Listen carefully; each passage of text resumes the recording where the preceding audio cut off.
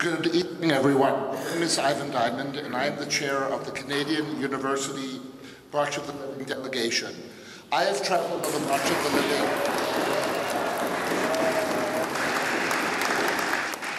Living. So this is my 5th time on the March of the Living, but this year is very different.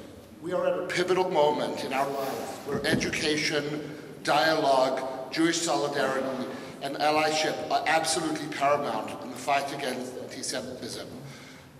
Alongside Lizzie Sanders, Brian Damone, Lisa Richmond, and Dory Eckstein, the chairs of the Toronto High School and Adult March of the Living, it is our privilege to be joined this evening by Deborah Lyons, Canada's Special Envoy in preserving Holocaust remembrance and combating anti-Semitism. Deborah Lyons is a diplomat with 25 years of experience in international relations, political affairs, security management, and development. Deborah previously served as Ambassador of Canada to Israel from 2016 to 2020, and prior to that, from 2013 to 2016, as Canada's Ambassador to Afghanistan, and from 2010 to 2013 as Deputy Ambassador of Canada to the United States. We're really honored to have Deborah here with us tonight, and I'd like to extend a warm welcome to her. Thank you.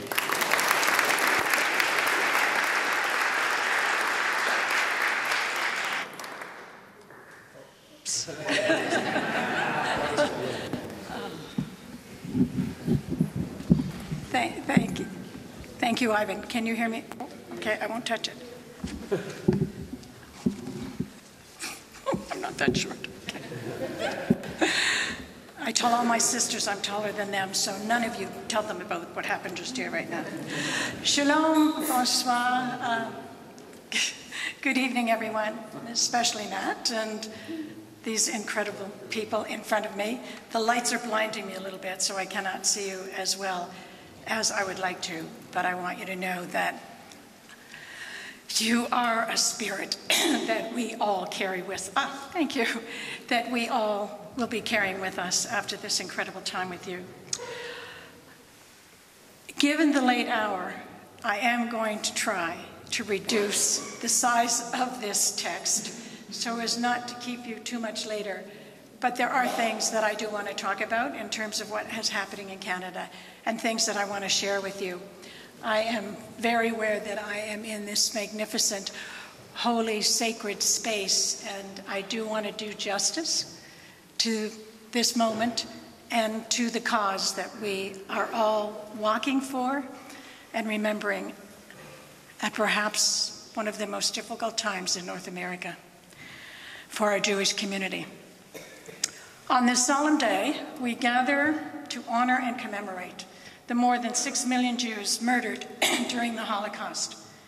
We also remember the LGBTQ plus persons, Roma, Sinti, persons with disability, and as we saw today, pandemic, political dissidents who were persecuted and killed by the Nazis and their collaborators in the most horrific crimes against humanity. History reminds us that hatred aimed toward Jews always mutates like a virus and impacts much wider communities. Combating anti-Semitism is our collective responsibility. It is not the responsibility solely of the Jewish community alone. I mention this specifically to you, a Jewish group, because I want you to know that I take this very seriously. It is one of the reasons I and Kevin, my wonderful counterpart, as non-Jews, took this position and these roles. This cannot be said enough, and let me be clear. You are not alone.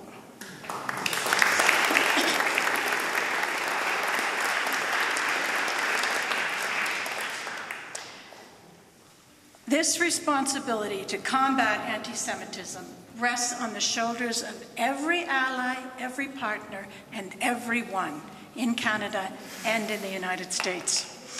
I want to, first, and we all need to, acknowledge our Holocaust survivors, those here with us today and across our countries and across the world. We were just hearing when we were in the JCC doing what all of us on the buses are doing, going to the bathroom. We were just hearing from the JCC that they are supporting 49 Holocaust survivors. So let's remember those Holocaust survivors here tonight as well who live in Krakow. We need to thank them. We need to thank the Holocaust survivors for continuing to instruct us, to inspire us, these brave and determined people. When I am in a space with them, I come away wiser and a little bit lighter. They lift us up. And these are the people who emerged from our darkest chapter in history, to build a better world. I just hope that we can all match you one day in spirit and resilience. And sadly, we must also acknowledge the particularly somber tone of this year's commemoration. In light of the alarming rise in anti-Semitism around the world, and even more sadly and shockingly, across North America, across the US, and most certainly across my country, Canada. We thought we were better than this.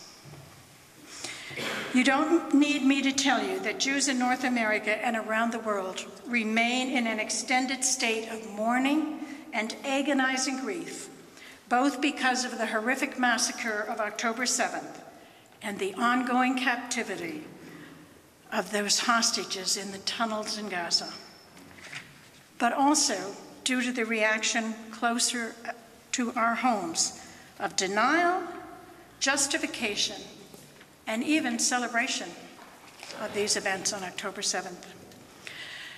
And so you might wonder why I chose to come to Poland for the March of the Living when there is so much to be done back home, particularly on Canadian universities and college campuses.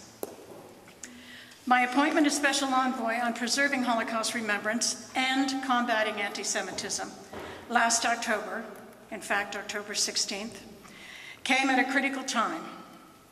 My role has both a domestic and an international mandate and focuses on both preserving Holocaust remembrance and combating anti-Semitism. Canada is actually unique in this regard.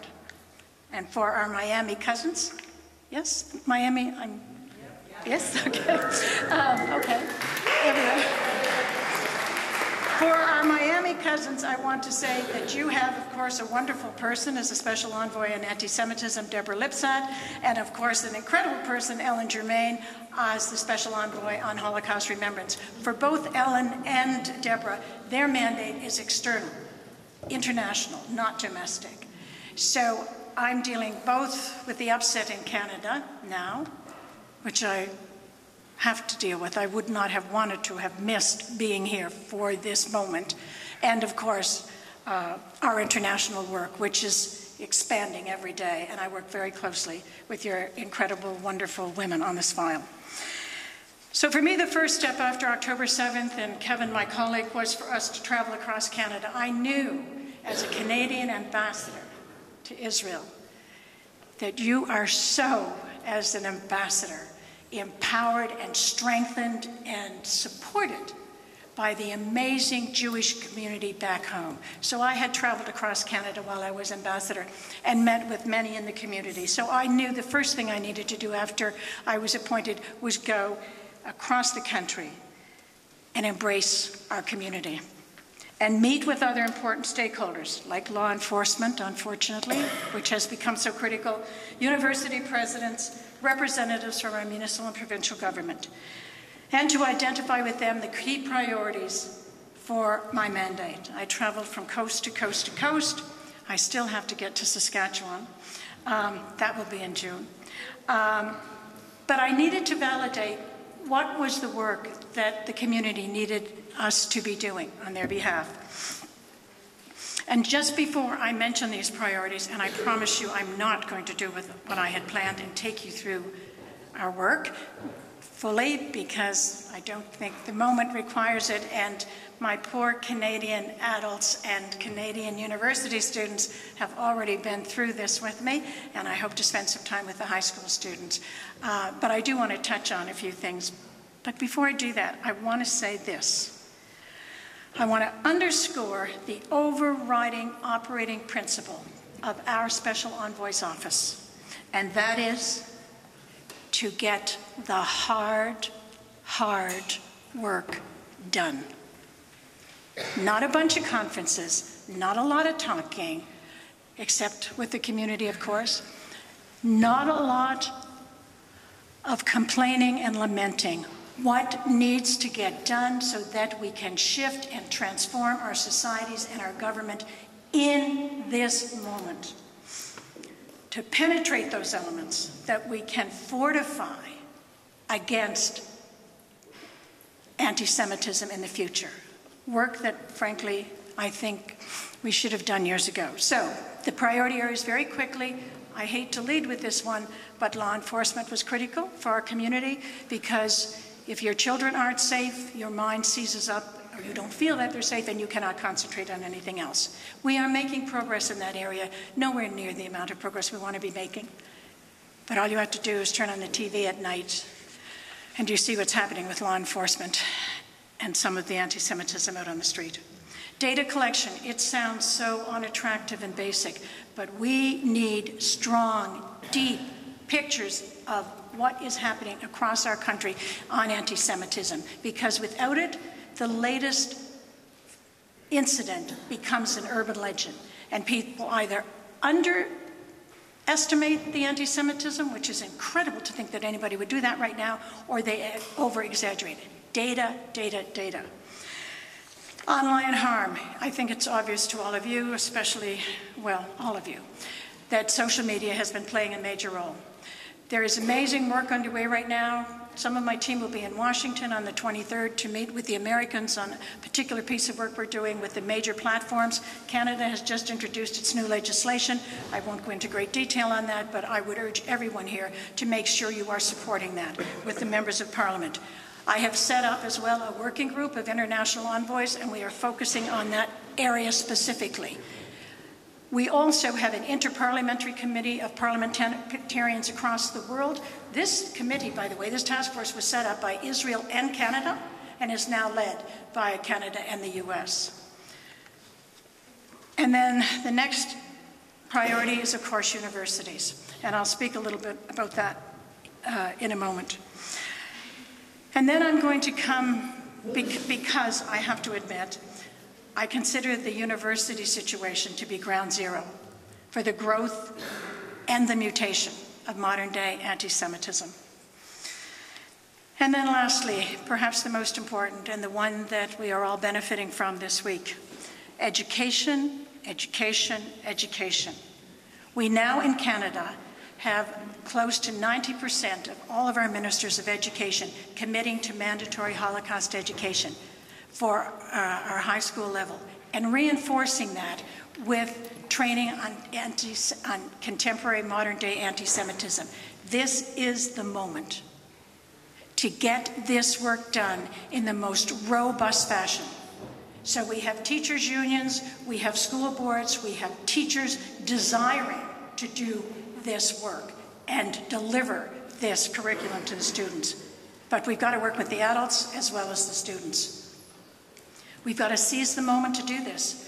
By September of 2025, all of these provinces will have mandatory Holocaust education. And we will make sure that it is the best that it can possibly be. And there are many people on this mission with us now who are working in this area. We need to seize the moment. This torturous period that we are in will pass. And we will be relieved that it has passed. But we cannot miss the opportunity that it also provides to get the hard work done that will transform education, law enforcement, maybe even legislation, hopefully transform our university campuses, and bring social media to a higher level of civility and respect. So the last pillar, that is of education, is the main reason why I'm in Poland for the March of the Living. Education must go beyond educational institutions. We must engage with the general public, the general Canadian public, on the Shoah and create a better understanding of the circumstances and conditions that allowed such a mammoth evil to flourish. So while I am here, I am broadcasting back to Canada about the importance of Holocaust remembrance from the Warsaw Ghetto, from the camps, from the forest, and probably later outside the synagogue, to establish a better understanding of why and how this travesty happened, and how we keep it from happening again. During the tour of the Warsaw Ghetto yesterday, we bore testament to the resilience of Jewish women, men, and children who persevered against incredible odds. Even as a young child, hearing about the Warsaw Ghetto, I just couldn't imagine it. I couldn't imagine how people kept their spirit going, how they put together a symphony orchestra and held concerts as they were surrounded by hell. True grit, amazing, amazing strength. For me to be at the Warsaw Ghetto was one of the biggest moments of my life. And I want to share that with Canadians. Yom HaShoah is an important reminder for all of us that the flame of remembrance must not only reflect the past, the flame of remembrance has to illuminate the way forward to a more just and humane future. So as Canadians and Americans, we cannot and will not let the truth of the Holocaust be distorted, inverted, or denied. The truth of the Holocaust, the story of the survivors, will live on in North America. It is our individual and collective responsibility. But as so well said by another Holocaust survivor, Eli Götz, we want you to remember what we have been through. Not because of our history, because of your future. And I want to take just a moment to focus on the university campuses. I can't leave this part out, especially given the wonderful delegation of university students that they have with us today, and who I've had the chance to spend some time with, and who I hope we may even do some joint projects together. My colleague has very much wanted me to share this personal anecdote with you, so I'm going to just try to do it very quickly, given our time. A couple of years ago, actually 2 years ago this month, I was bestowed a wonderful honor, an honorary degree from a small university in Eastern Canada. And soon after it was announced that I was to get this degree, there was a petition drawn up by a couple of professors at the university against me receiving the degree. Why? Because when I was the Canadian ambassador to Israel, I appeared to be too pro-Israeli.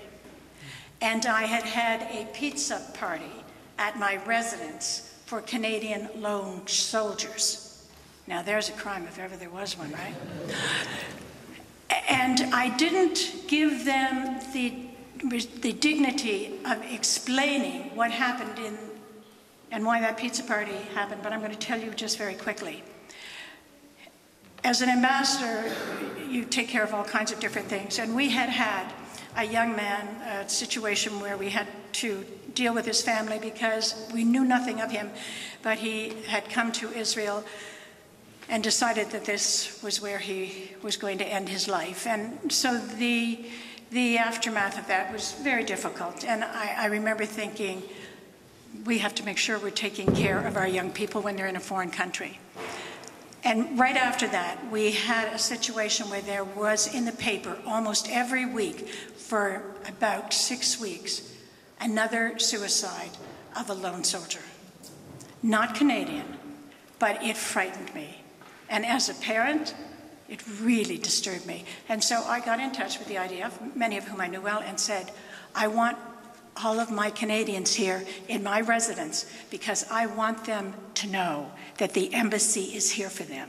If they're feeling bad, if they're feeling lonely, if they need help, we're here for them. So we had a pizza party. And for that, these professors at the university felt that I should not receive my degree. It was interesting. It was interesting to get up on the stage and sit beside the chancellor and look down at the young graduates and have one of them in front of me. I should say, as we marched in, there was a protest and a demonstration against me. But then as I get onto the stage finally and sit down, I look down at the first row of graduates, of course, all of whom I loved, because, you know, what is so hopeful than a graduating student from university?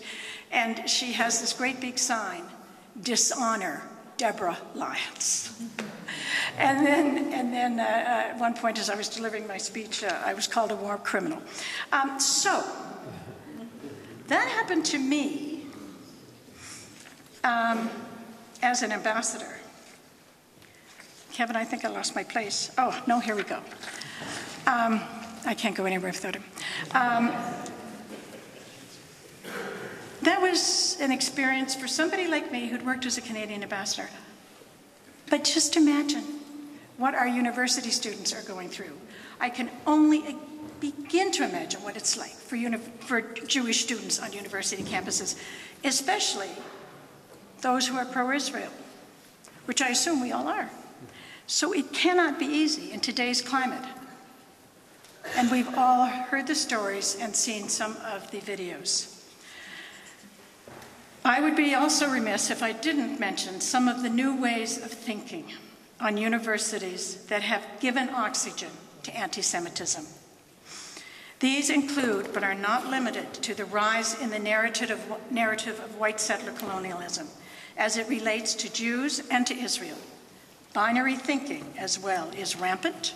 People cannot seem to hold several thoughts. Misinformation and oversimplifying the history of Israel, amplified by social media, and a general lack of knowledge and nuance on very complex topics, to name but a few. The reluctance to include anti-Semitism in the wider conversations of equity, diversity, and inclusion, EDI, or DEI, as I think it's called in the States, although not unique to university campuses, is a key issue.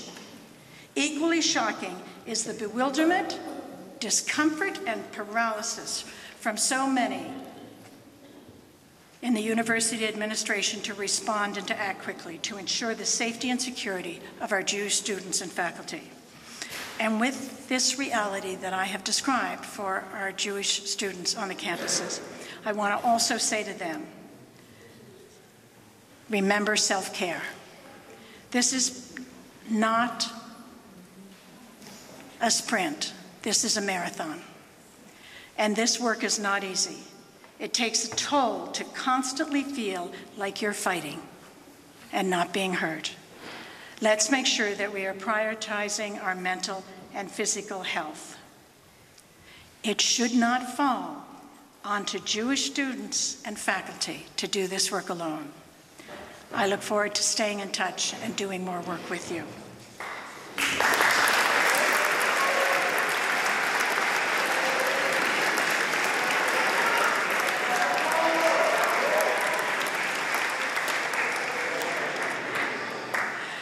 I think they're a little happier with me tonight than they were last night when we were having some good arguments. Wonderful. Lots more to do together. And finally, and I'm coming to the end, I promise, I often get asked why I took this job as a non-Jew. Anti-Semitism, we all know, is not only a threat to the Jewish people and livelihood, it's a threat to democracy. And now we see clearly, if we couldn't see it from before, we see clearly that it is a threat to national security and international security. Given that this is a shared threat, it is our collective responsibility to address it. The Holocaust and the March of the Living made clear the dangers of being a bystander.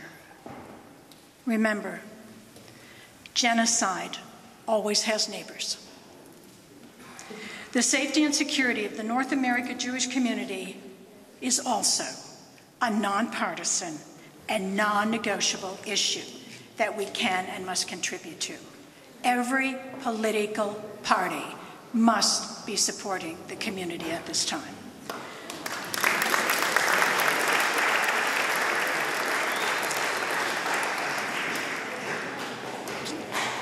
What became obvious to me after October 7th was, yes, the hard work that we have ahead of us, but also that it requires a full response from all levels of society, from political, community, education, faith leaders, and I must say, even business leaders. We all need business leaders stepping up as well. Their work environments are being affected by this scourge that we've had across Canada since October 7th. We need our business leaders there, and they can speak with a clarity that maybe some of our political leaders have not been able to. A big part of our work is going to be supporting these leaders as we go forward to truly lead and to demonstrate the courage of leadership that our country deserves. But we're going to need all your help with that. I think we are at a pivotal moment for Canada. I want to say to the young people, we worked so hard after World War II. I'm a child of the 50s. We worked so hard to build a better country. Human rights, women's rights, an inclusive society, rights for our gay people, our trans people, reconciling with our Indigenous people. We worked really hard. We thought we were going to be leaving for you just a wonderful, embracing and just society. I have never seen anything like what has happened in our country after October 7th. And recently, in a discussion with an EDI manager, who, by the way, is a female Black Canadian who has been in this field for over 15, 20 years, she said with everything she's worked on and experienced in her work on social justice and working in environments with people and trying to have people be in healthy, constructive environments, even after George Floyd and Black Lives Matter, even after the COVID and the anti-Asian, even with the reconciliation that we've been doing with our Indigenous people, she said she has never seen, she's not Jewish, she has never seen an environment as isolating and difficult as we have experienced since October 7th in Canada.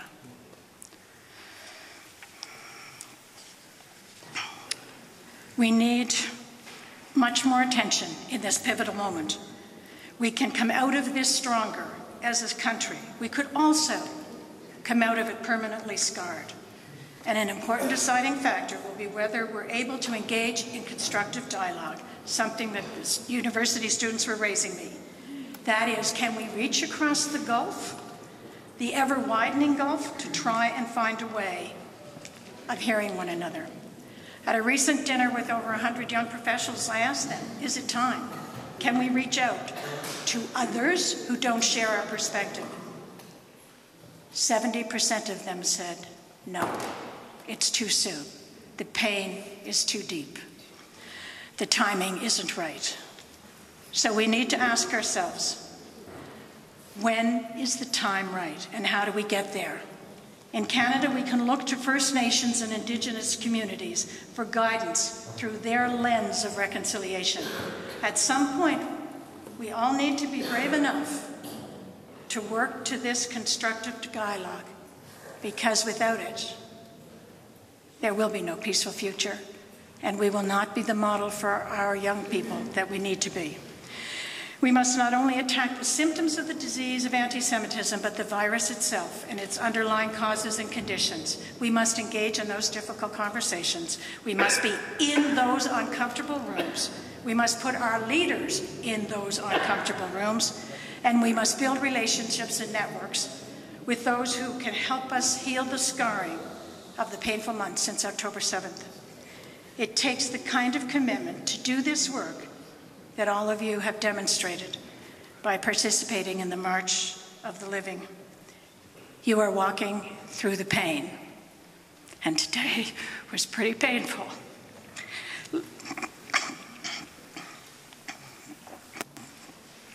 Listening through the tears and bearing witness to history in order to protect the future. And when we all return home, we must not only raise our voices, but invite others into the fight with us. We have borne witness, and now we become witnesses. And our testimony will be the work, the hard, hard work that all of us must do to build a better future for generations to come. And before I leave you, I'm going to read a paragraph from Dara Horn's latest book. I read it on the bad days to give me strength, and I love it.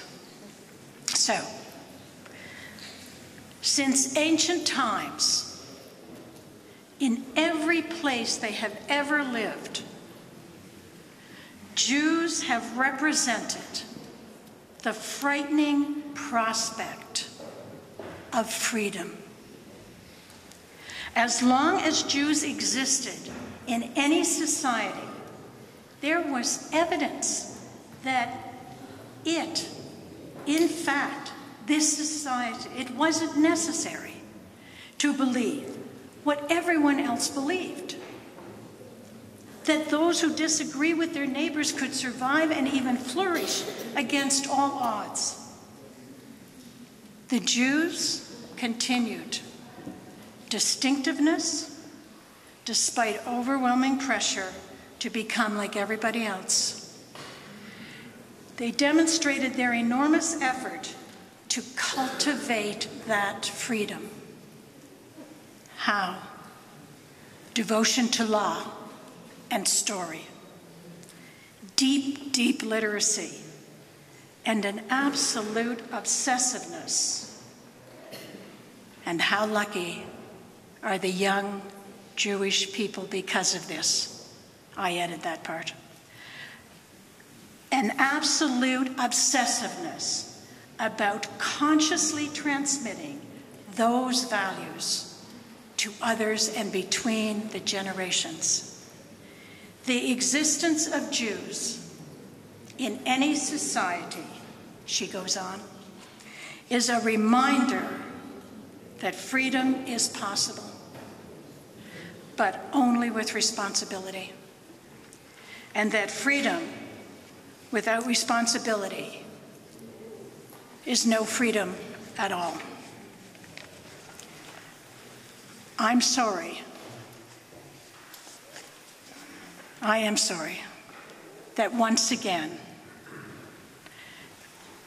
our Jewish people are being called upon to guide us through another dark period. But this time, I can assure you, you are not alone.